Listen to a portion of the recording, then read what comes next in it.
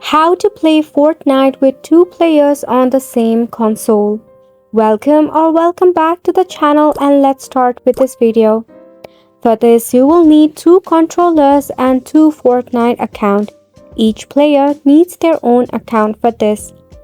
Starting off, launch your Fortnite and make sure you are on the main menu.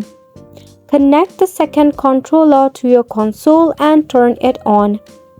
Select the user profile for the second player on your console. In your Fortnite, on the second controller, press and hold the designated button X for PlayStation or A for Xbox to sign in the second player's Fortnite account. Once logged in, the second player will appear next to you in your Fortnite lobby. If this does not work, check for your game mode, as it will only work for duos or squad game mode in Fortnite Battle.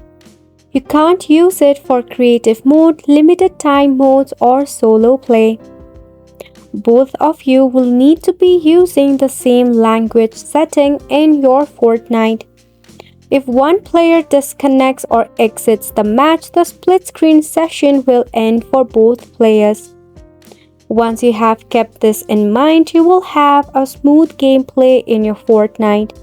So go ahead and give it a try, and thank you so much for tuning in.